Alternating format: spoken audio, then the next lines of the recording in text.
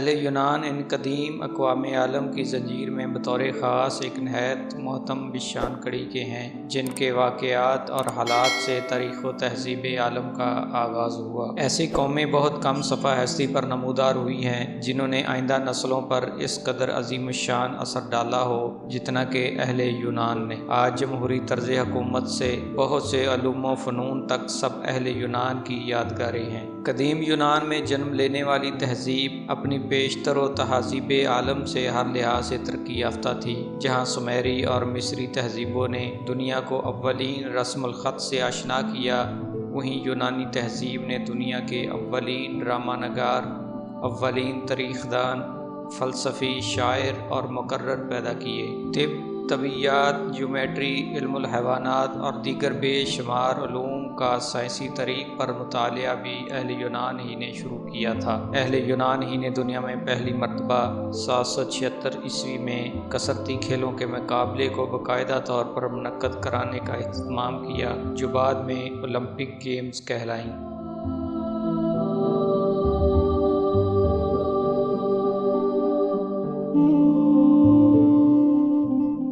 لیکن حیرت کی بات یہ ہے کہ دنیا قدیم میں یونان کا کوئی ملک نہ تھا اور نہ ہی کوئی قوم یونانی کہلاتی تھی۔ جنہیں ہم اہل یونان کا نام دیتے ہیں وہ خود کو ہیلینز کہلاتے تھے۔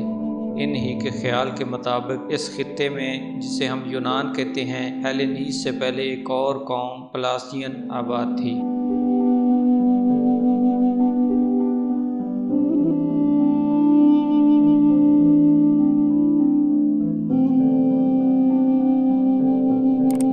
پلاسیوں کا شمار یونان کے قدیم ترین انسانی گروہوں میں ہوتا ہے۔ یہ لوگ سرزمینی یونان پر یونانی بولنے والے قبائل کی آمد سے پہلے یعنی ہیلینیز سے پہلے آباد تھے۔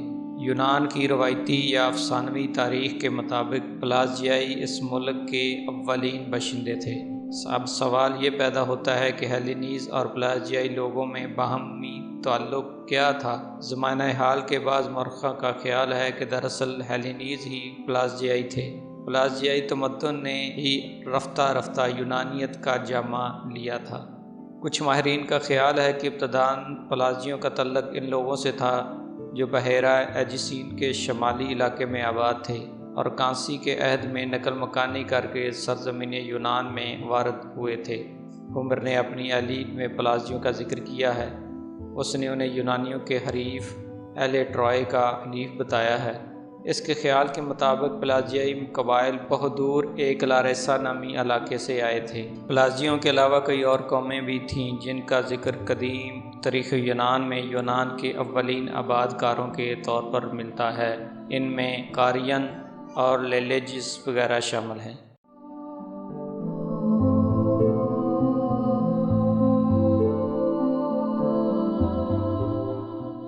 اس دور کی تمدنی ترقی کے سلسلے میں اہم ترین انکشافات مشہور جرمن ماہر اثریات ہینریخ شلمان نے مائسینائے، ٹائرینز، ٹروائے اور کومینوس کے مقامات پر کھدائی کر کے کیے ہیں۔ ان مقامات میں سب سے قدیم تمدن کا تعلق ٹرائے سے تھا۔ شلمان نے 1870 عیسوی میں کھدائی شروع کی۔ کھدائی سے معلوم ہوا کہ یہاں تہ در تہ کئی شہر دفن ہیں۔ کھدائی سے بہت سی دلچسپ اشیاء مثلاً تصویر دار ظروف اور پتھر اور تانبے کے سادہ برتن، سونے کی اشیاء کا ایک نادر مجموعہ جس میں طلائی کنگن، جھومر اور کئی قسم کے اور زیورات شامل تھے۔ ان اشیاء کے دستیاب ہونے پر علماء اثریات میں سے ایک سنسنی سی پیدا ہوئی اور ان کا نام ہومر کے کردار پریام پر یعنی پریام کا خزانہ رکھا گیا۔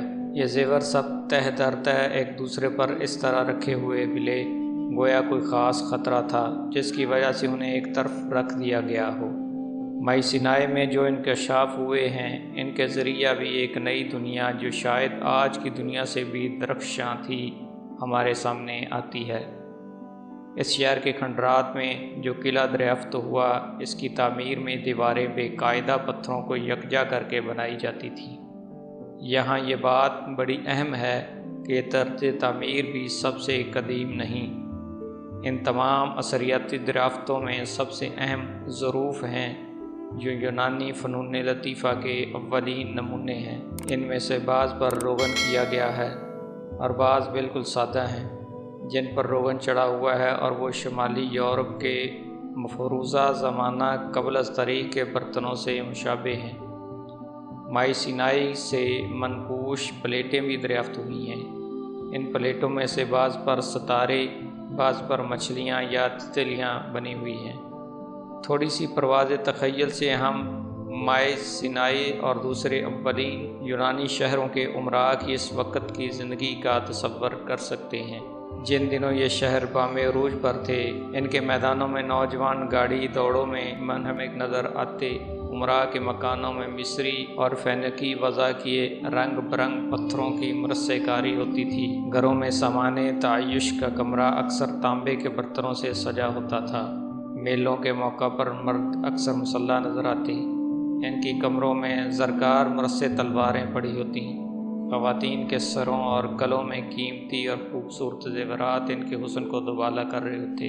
عمراء کے ہاں ضیافتوں میں مہمانوں کے آگے چاندی اور سونے کے ظروف رکھے جاتے جنہیں فینیقی ملاحوں سے حال ہی میں خریدا گیا تھا، یا وہ برتن مہمانوں کی خدمت پہ پیش کیے جاتے جو میزبان نے کسی پچھلی جنگ میں بطور مال غنیمت ہتھے آئے ہوتے۔